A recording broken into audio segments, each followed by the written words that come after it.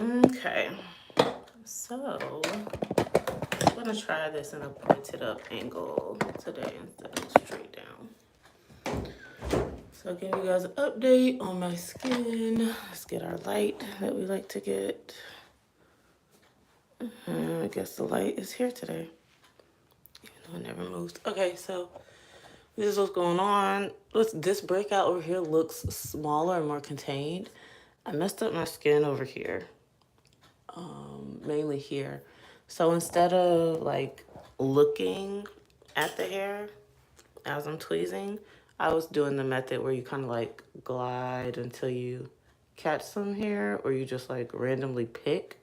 And a couple of those random pick times, I like grabbed skin.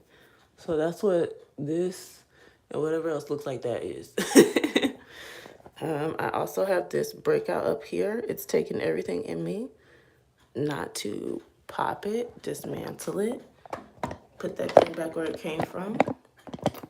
So yeah, I do have a slight, it's not a story time, but it is, I mean, I guess it's kind of a story time because it happened to me. It's not hypothetical.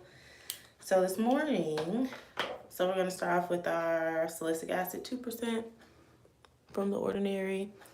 5 drops on the back of your hand, just because it's less absorbent. 3, 4, 5. I don't know if y'all saw, but one like drip when I was trying to get it. It's like half of one, so I'm going to do an extra little drip. So that's the consistency. I don't think I like this pointed up, so I'm just going to go back to here. So that's the consistency. And then you want to make sure you close this because it's really easy to knock it over and knock the solution out. I like to get my problem areas first, so there's not much of a pull. And that's what that looks like. So my chin, my nose, this area above the brow, because that thing is sitting there like a freaking comet. And then my cheeks. All right.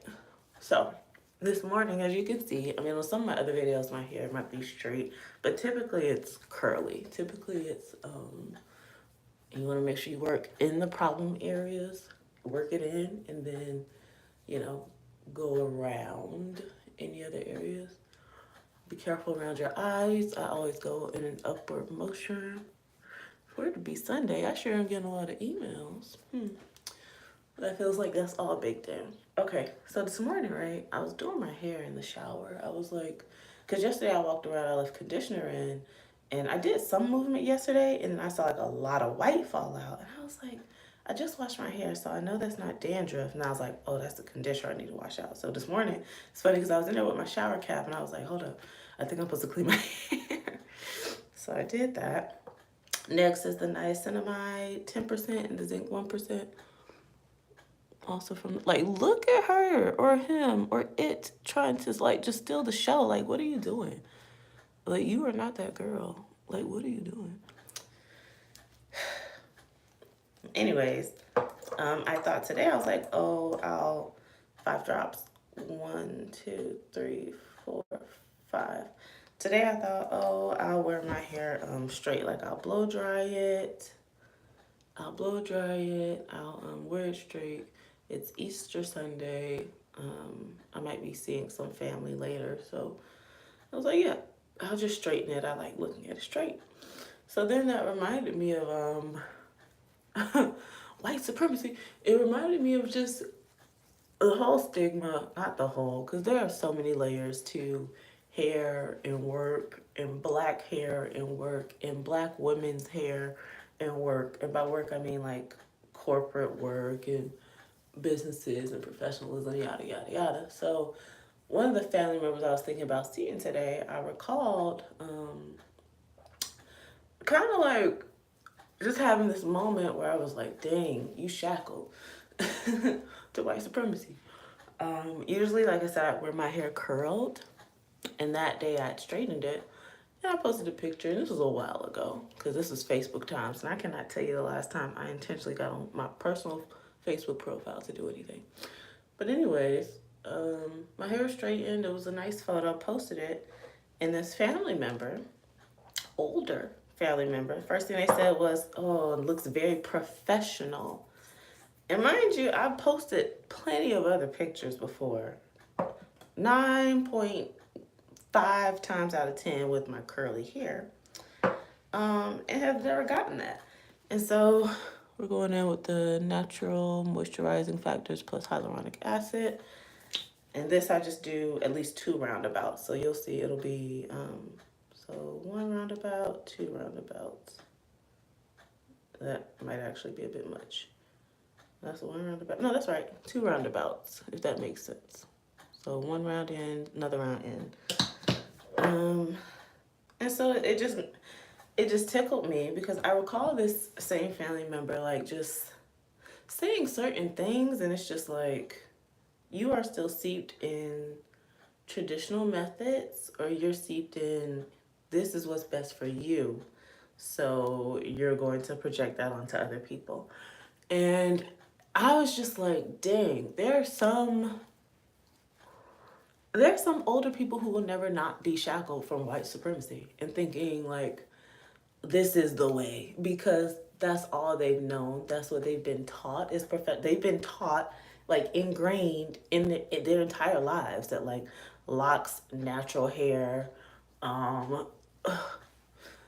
afros, all this other good stuff is not professional. And I just thought about that and I was like, dang, that's messed up. Like, you, and it's like also like no tea, no shade. And I'm talking about my own family member. Like, you don't have much time left on this earth, so I feel like a lot of people, when older people get in a bag and they get in there, oh, I'm older, I can say whatever, I can do whatever bag, and people are just like, oh, they're older, let it go.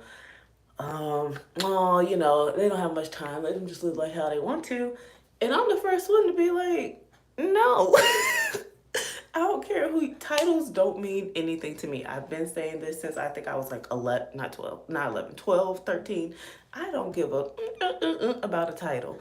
Like, respect begets respect. That's my whole thing. And all my life, we were made to think, listen to your parents, and then especially being raised in like a Christian household.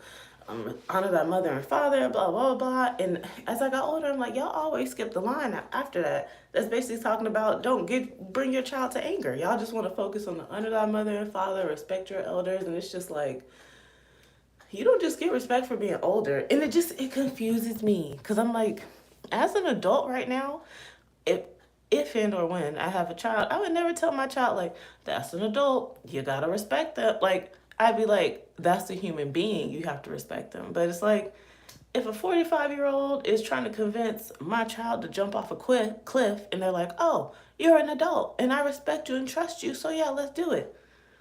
That's not how that works. Age does not beget respect. Respect begets respect. That has always been my perspective. So one thing I guess I just wanted to say today, I put this on sometimes, which is an SPF. And honestly, it's empty. I'm really just trying to like use the rest of it so I can throw this container away. Yeah, so I just wanted to get on here, and it was just on my heart and my mind, and to tell you all, like, you can be respectful and still check your elders, still check adults in your family, still check the parentals, because otherwise they think they could just do whatever and say whatever because they are parents. And it's like, no, I'm an adult now. And that doesn't mean that I'm going to disrespect you, but that means that whatever you say is not just law now. It's not whatever you say, period. It's you gonna say something and then I'm gonna say something, because it's a conversation. I am not your child anymore. Like, I will always be your daughter or your granddaughter or your niece or your cousin. Like, but I'm not a child. I'm not your child. So I would implore you all to jump on the train of respectfully checking these older people you feel like you can't check, or that like, I'm just let them be because they got enough time, da, da, da. And it's like, if no one goes checking them or having these conversations or making it clear, like, I don't give a damn if you used to change my diaper. I pay my own bills and everything now, and there are no threats you can put against me. And also, it's like, if you have to threaten me to behave in a way that you want me to behave, again, that's just you projecting. So, in conclusion, talk back.